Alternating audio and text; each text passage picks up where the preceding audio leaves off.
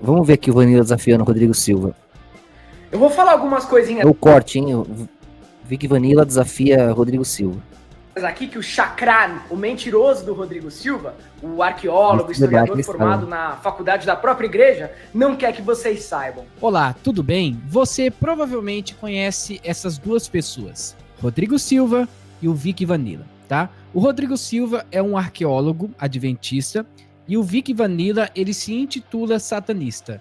Mas parece que disseram na internet que ele não quer mais que as pessoas chamem ele de satanista. Eu não vejo nenhuma dificuldade em chamá-lo de satanista. Não adianta, se vocês olharem as redes sociais dele, só tem figura de Satanás. Então a pessoa automaticamente é satanista. Ela querendo ou não, porque se ela não serve a Deus, ela serve a quem? E nesse vídeo, ele vai falar sobre algumas coisas que aconteciam na época em que os hebreus adoravam a Deus e também a outros deuses. Eu quero que você ouça o argumento dele, depois eu vou explicar tudo que ele falou aqui, tá bom? Então vamos assistir? Eu vou falar algumas coisinhas aqui que o Chakran, o mentiroso do Rodrigo Silva, o arqueólogo, historiador formado na faculdade da própria igreja, não quer que vocês saibam. Vocês sabiam que os antigos hebreus cultuavam vários deuses da região do Levante e da Mesopotâmia? Sim, a gente sabe porque tá na Bíblia. Podemos encontrar essas referências no Antigo Testamento, quando Deus advertiu o seu povo. E mesmo assim o seu povo se inclinou para os deuses. Então isso está na Bíblia. E que isso nunca, eu repito, nunca interferiu na fé e na relação deles com Adonai, com o Deus bíblico. Exatamente, eles acreditavam numa espécie de hierarquia divina. E isso a igreja não quer que você saiba, porque além de libertar, acaba com a intolerância religiosa. E a intolerância religiosa é lucrativa para eles porque eles monopolizaram a figura do divino. Para de ficar pagando podcast, né, Rodrigão? Pinóquio Silva? Vem pro debate de verdade, para de ficar espalhando suas mentiras sobre Israel para vender pacote de turismo para lá. Vem com a verdade aqui do historiador. Enfim, em 2012, durante as escavações arqueológicas da doutora Ana Eirich e do Dr. Hamoud, que são chefes do Departamento de Antiguidades de Israel, da Autoridade em Antiguidades de Israel, encontraram um sítio arqueológico a 8 quilômetros de Jerusalém, do antigo templo de Salomão, onde ficava o antigo templo de Shlomo. Encontraram um segundo templo chamado Tel Motzah. Isso saiu em toda a mídia de Israel, até no principal jornal local, que é o Haaretz. Vocês podem encontrar até de forma virtual. O próprio governo de Israel e as maiores faculdades de Israel validaram aquele sítio arqueológico como as ruínas do antigo templo de Tel Motzah. E sabem o que era o templo de Tel Motzah? O templo de Tel Motzah era um local onde os antigos hebreus prestavam culto a vários deuses do Levante, da Mesopotâmia, e principalmente a Asherah, a grande parte feminina do divino, que foi sufocada pelas religiões escravagistas. Isso tá na Bíblia, velho. Deixa eu explicar uma coisa importante. Ele não leu, não, a Bíblia. O livro de Jeremias, uma das maiores advertências que Jeremias traz para o povo é exatamente a idolatria à deusa Asherah, que era conhecida como a deusa dos céus. As pessoas se dobravam ali diante dela, faziam ali balaíns, ou seja, estátuas, e se prostravam quando tinha ali uma sombra ou algo. Certo, o que o Vanilla tá falando é verdade, mas a Bíblia também fala, porra. Do tipo. Em qualquer parte ali que tinha ali uma árvore ou até mesmo um campo aberto, o povo de Israel idolatrava a rainha Asherah. Então isso era muito típico entre os israelitas, mas em nenhum momento, repito... Eles continuam preferindo olhar a árvore do que o fruto, né? Você fala a verdade e eles preferem, mas Lúcifer não. Então, foi isso que Cristo avisou, né? Ia ser como um ladrão na noite. Na hora que voltar de vez, vai assustar muita gente, porque não tinha como. É surpreendente. Porque ele já engana. Quem julga o livro pela capa, já é filtrado na porta estreita. Se fosse óbvio como eles pensam, não ia ser a porta estreita. Não ia ser surpreendente, né? Então é claro que ia ser diferente, que ia ser difícil de entender, de acreditar. É óbvio, é que... Em nenhum momento Deus aprovou a idolatria do povo, porque Deus, ele abomina a idolatria. Lembre-se que é um dos mandamentos, e um dos mandamentos nos diz, não se prostrarás diante de outras imagens, ou seja, é um mandamento. Agora, o povo hebreu respeitava? Nem sempre. Eles realmente adoravam a Deus e ao mesmo tempo tinham ali nas suas casas balaíns.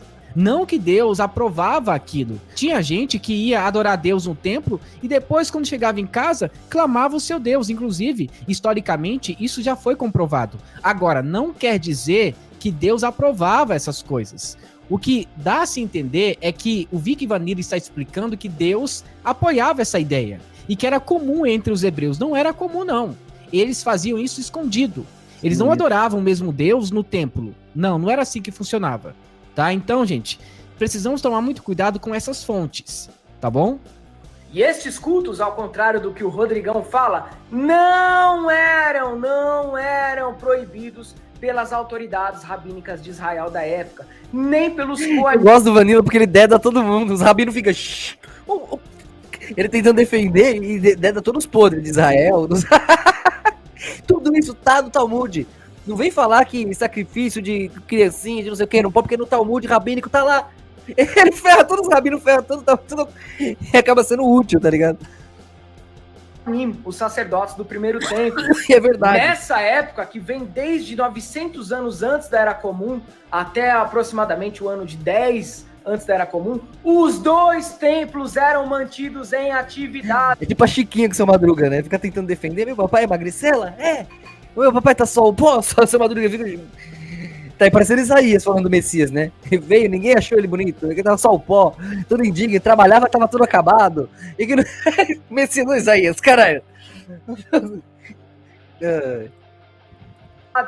O templo de Salomão, servindo como um local de culto ao deus Adonai, Elohim, e o segundo templo de Tel Motzá, servindo como local de culto aos outros deuses inferiores na hierarquia divina, que serviam ao grande Adonai como sendo forças da natureza. Lembre-se, né? Já que ele é satanista, para ele mentir não há nenhum problema, tá? Porque lembre-se que a Bíblia nos diz, né? Quem é o pai da mentira? O último tiro agora, senhor Rodrigão. Depois eu posso até conversar com você em hebraico, se você quiser, anime da Beribri. O nome Elohim, que é o nome de Deus no livro de Gênesis, Bereshit, em hebraico. Elohim significa um plural, na verdade. El significa Deus, soberano, e o final im, essa terminologia indica um plural masculino no hebraico. Então, Elohim, a melhor tradução, Deus dos deuses. Deuses. Olha lá, verdade, eu falei esses dias. É isso, ele dedando os caras. Eles falam Elohim, né? Puxa pro K, quando fala o sotaque, mas dá na mesma. Elohim, Elohim. É o plural. Adonai também. Adon é senhor. Adoni, meu senhor. Adonai, meus senhores. Meus senhores Elohim. Meus senhores deuses, né? Mas é por quê? Para incluir as cores na luz. Se não fizesse essa multiplicação, incluindo todas as possibilidades em um, ia parecer que Yahvé, né, Jeová, ou Yahweh, cada um fala de um jeito, quem é iniciado aí vai entender isso melhor mais pra frente, mas tanto faz o jeito que você fala, o que importa é você amar, adorar a Deus, Deus verdadeiro, Deus único, sua intenção, né, ele fez os idiomas, ele fez isso, do jeito que é, né, na Torre de Babel, a multiplicação da coisa ali, já é pra cada um adorar da sua observação. Mas de fato, tem uma explicação por isso, do porquê disso, né? Mas tá sempre no plural, você vai entender a trindade, vai entender que Deus é único, não é a luz, não é única a luz. Mas a luz não é feita das cores, 7/12 cores? Cada cor não é feita da luz numa velocidade? Ela acelera, vai virando outra cor, até que você alcança no azul, alcança o vermelho, vira ultravioleta, de onde a luz renasce. Não é isso? Então a luz não faz as cores, e as cores juntas não fazem a luz? É isso que hoje dá pra gente entender. Hierarquia. Deus soberano e os outros deuses, cumprindo as suas funções para que o todo funcione. O que ele disse aqui não faz muito sentido. Se vocês lerem a Bíblia em hebraico, em Gênesis capítulo 1, existe ali a narrativa sobre a criação, sobre como tudo aconteceu. E aquilo dali é verídico. Um Deus criou todas as coisas. E se você olhar lá, o primeiro versículo diz: Bereshit barat Elohim et hamash vet haaretes. Ou seja, significa Elohim é Deus, é o próprio Deus. Então, como que a gente pode usar Elohim aqui, tratando-se de deuses, como se fosse uma hierarquia? Não, isso é fato. Eloá é Deus no singular. Elohim é no plural. Nenhum judeu vai negar isso. Adonai também, é nossos senhores. Echad também é usado como um singular múltiplo, igual um cacho de uva, o Echad, do famoso Shema Israel, né? Então você consegue achar ali a trindade. Também tá aí, Deus estava no centro dos deuses. Isso tudo é verdade, o Vanilla tá certo aí. Mas não muda que Deus a luz é única, embora tenha suas cores, suas expressões, suas personalidades, suas emoções. Todas as cores têm que se entregar ao centro comum. Senão elas vão se apagar e acabar na escuridão. Essa é a questão. Está em Gênesis capítulo 1 falando apenas de um Deus. Então, peraí, quer dizer que antes... Mas a luz não é a soberania de nenhuma cor, mas a humildade de todas elas. Não é fato científico isso? A reunião delas, a entrega delas. Não a autoridade delas. Aí apagaria, porque qualquer cor que se sobressaltasse apagaria as demais, porque acabaria com o equilíbrio das tonalidades que fazem a luz. Não é óbvio, não é científico hoje. Deus cala a boca do ateu na língua dele. E fala, sinto muito, você não vai precisar acreditar em mim com milagre, não. Vou acabo com seus argumentos na sua língua aí, sinto muito. Não quer por amor? Não precisa. Convencendo é fácil. Deus convence qualquer um. Agora, quem se lembra dele lá na alma? É esses que ele procura. Antes da criação já existiam outros deuses? Não faz sentido, entende? Entretanto, isso não quer dizer que existam outros deuses. Não. Nós temos que estudar a língua hebraica e entender por que certas palavras são usadas em alguns livros e em outros livros não. Por que em algumas regiões o nome de Deus é chamado de Yahvé e em outras regiões é chamado de Elohim? Eu vou disponibilizar esse curso falando o verdadeiro nome de Deus, só para quem é membro e para quem é iniciado aqui, inclusive, vai ser intérito. Não vou ganhar um centavo em nada, vai ser intérito, que vocês têm de intérito aí, que você ganha ajudando o site. E na iniciação, quem já tem 3 anos de escola, eu vou falar como que é isso, de verdade. Eu vou expressar isso, finalmente, que já vai ser algo muito secreto. Você sabia que os judeus, só de 7 em 7 anos, ele ia lá e repetia aquilo ali. Quem perdia, acabou. Vai esperar 7 anos para ouvir o nome de Deus de novo. Eu estou pedindo 3. Que ver o contexto. Existe uma ideia também de que o nome Elohim, ou seja, atribuído a Deus, era usado para confrontar os outros deuses, dizendo, olha, ele é o Deus dos deuses. Então temos que tomar muito cuidado com essa ideia de usar, por exemplo, um nome no hebraico e não entender a situação que está sendo usado. E muitas vezes, para vocês terem uma ideia, o nome Elohim é usado para anjo ou até mesmo homem forte. Então depende muito. Agora, o que ele disse aqui, em partes, ele tem razão, porque... É a essência divina, né? O Elohim inclui as essências. Aí vem aquele ímpeto, que seria o que a gente traduz hoje como Espírito Santo, depois da era cristã, mas é aquela essência divina. Realmente, Elohim está no plural, mas não indica que existe uma hierarquia de deuses. Não, só existe um Deus. E a gente acabou de explicar. Existe uma hierarquia entre as cores? Não, tem uma luz. Não vem uma cor falar que é mais que a outra. Qualquer uma que sair apaga a luz, se ferra todas na escuridão. É isso a questão. Não existem outros deuses. Essa dualidade de monoteísmo contra politeísmo, isso foi criado por quem ganha com a fé, com os exploradores da fé. Principalmente o cristianismo. Porque os judeus, os umbandistas, os candomblecistas, os budistas se dão muito bem em Israel. Há espaço para todos, porque crer em um Deus soberano e poderoso... Muda uma coisa, Vlad, não muda nada de fato. Cada um adora o nome de Deus que aprendeu, Mas pra pessoa, eu queria que vocês entendessem o porquê que uns falam Jeová, outros falam Javé, outros falam Yavé, outros falam Yahu, Yaé, Yawa. Entendeu? Eu vou explicar isso certinho com detalhes, diante da expressão emocional, o hebraico também, mas o hebraico você acha por aí. Vou explicar também, é simples.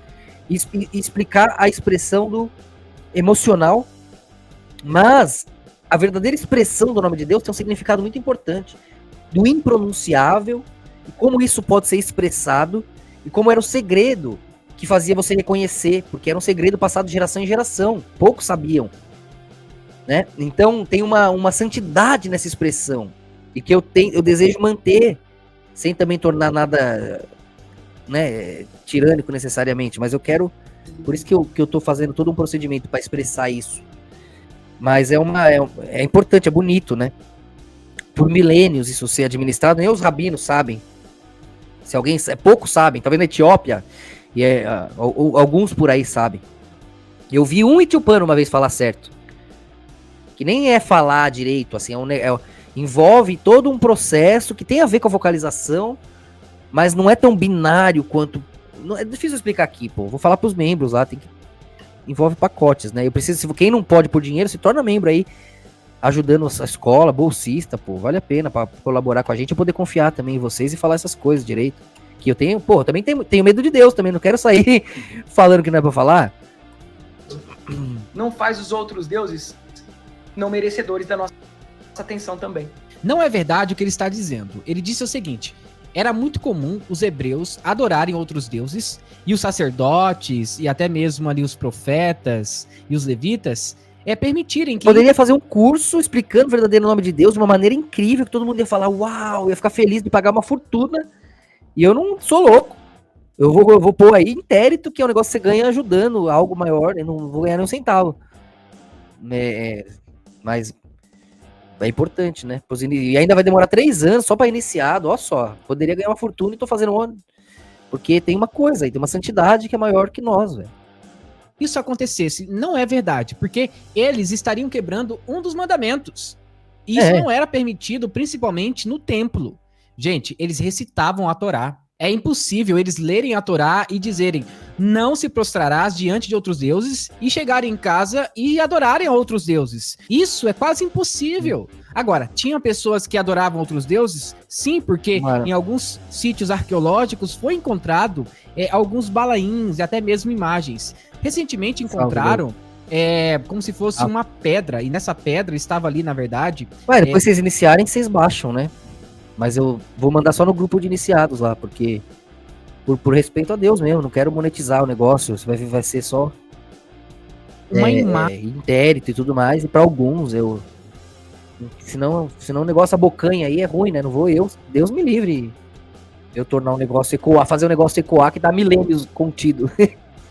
Gente, como se fosse de um deus, próximo daquilo que os babilônios serviam e adoravam antigamente. Então, isso era muito comum. Os hebreus, infelizmente, por não confiarem em Deus, se prostraram diante de outros deuses. E a todo momento isso é visível na Bíblia. Em nenhum momento nós escondemos isso. Agora, dizer que isso era comum, era normal, daí é pegar pesado, né? Aí falta um pouco de entendimento sobre a Bíblia e sobre a história dos próprios hebreus, né? Então vamos lá. As religiões nunca se dividiram antes do cristianismo, que veio com a sua separatividade e dualidade. Pô, o contrário, né? As religiões se matavam antes do cristianismo. O cristianismo que falou, somos irmãos, diante desse que morreu por nós, aguentou o momento da dor por nós. Quando você encostar lá, você vai entender. A cristandade permite você falar o que tá falando. Qualquer outra religião ia te pendurar de ponta cabeça, você negar a divindade deles. É o contrário, é a cristandade que trouxe a liberdade, que ainda sai pela culatra às vezes, com essa ingratidão. Eu estou montando o primeiro templo ecumênico, a primeira igreja ecumênica para pessoas de todas as religiosidades. Porra, mas como assim? Tem um monte de espaço ecumênico? No shopping aqui tem um, mas não entendi, tá bom. É a reunião dos pontos de vista. Quer dizer, um ponto onde toda religião pode acreditar no que quiser, porque nada é nada, é isso? Você vai chegar num ponto em comum entre elas. Aí a gente tá fazendo isso há décadas. Em breve eu lançarei novidades para vocês. E para finalizar, ele colocou aqui Gênesis, capítulo 1, versículo 26, onde fala que Deus nos criou segundo a sua imagem. E ele colocou aqui, né, provocando divindade. Eu acabei de falar, Pri, isso aí vai sair, eu vou fazer uma aula só para iniciado, vai estar disponível em Intérito. Tem que ter 3 anos de escola e ser iniciado, tem que ser iniciado há 3 anos. Eu vou colocar esse negócio, senão vai ter que, para fazer a expressão mesmo. Mas a aula vocês vão poder ter acesso, quem é iniciado a qualquer momento, mas a expressão, eu expliquei isso, porque não vou eu desvirtuar o negócio, né? Mas vou explicar direitinho nessa aula porque essa confusão e como é a forma original, mas vai ter um ritual para eu fazer isso. Eu não vou meter o louco. Embora eu quisesse, queria falar agora, não é. Na verdade não, ele criou os anjos. Nem revolve um processo para expressar, não é tão simples assim. Ele criou cada um falando de um jeito tá certo, desde que a intenção esteja certa. Jeová, Yahvé, Javé, tudo tá certo, eu explicar o porquê. Mas a essência, como era a pronúncia sagrada, e o que isso tem a ver com a realidade, tudo isso é uma coisa mais profunda, que eu vou explicar para quem tá há mais tempo aí, para não correr nenhum risco. Tudo que há. Agora, dizer, por exemplo, que nessa passagem Deus criou os deuses, não tem como, porque Deus é único. Ele diz, eu sou o que serei, né? E eu sou o que sou, dá pra entender, tá, na mesma nome dele tá essas 3 siglas em hebraico. Sou o que sou o que serei. Né? E dá pra ler também o que era, se você, depende das sílabas que você separar. E aí, por conta de manter o nome sagrado que não podia ser pronunciado, né? E era inclusive impronunciável, porque é difícil de pronunciar. Cada um colocou as vogais de um jeito, né? Eu vou explicar isso com detalhes, com provas históricas nessa aula. Vou deixar disponível em intérito essa aula. No geral, mas aí a pronúncia eu vou falar para quem vier pela 3ª vez, no mínimo. No ritual do fim do ano ali, porque senão eu não vou corromper o negócio, né? Ficar ecoando aí fora do devido equilíbrio. Da devida cerimônia que mostra o respeito e carimba o frame ali com mais energia, né? Não faz sentido ele criar outros deuses. Ele sozinho consegue governar todas as coisas. Para você criar outros deuses, você não tem que ter suficiência própria. Ou seja, eu não vou dar conta de tudo isso. Então vou criar outros deuses. Não é como na mitologia grega ou até mesmo na mitologia babilônica. Longe disso. Deus é único. Nós temos o Pai, o Filho e o Espírito Santo. São esses 3 seres que governam todo o universo. Esses seres divinos. Inclusive, Jesus morreu por nós. O Espírito Santo intercede por nós. E é Deus que nos salvará do grande juízo. Então, existe uma hierarquia entre esses 3. Agora, entre outros deuses, eu não conheço falando biblicamente. Tá bom? Então tome intercede por nós, e tanto, são esses 3 seres próprios, ou seja, eu não vou dar conta de tudo isso, então vou criar outros deuses. Não é como na mitologia grega, ou até mesmo na mitologia babilônica, longe disso. Deus é único. Nós temos o Pai, o Filho e o Espírito Santo. São esses 3 seres que governam todo o universo. Esses seres... ele tá falando, não tem 12 cores, tem 3 cores, que se faz 6, então 12. Tem a trindade, um lado, o outro, a perspectiva, tem o vermelho, o azul, o violeta, a luz nasce completa, porque cria um parâmetro de perspectiva que pode se ver do avesso. Juntou 3 embaixo, 3 em cima, olhou do meio. Fez o 7, as 7 cores da luz, 7 câmaras do átomo.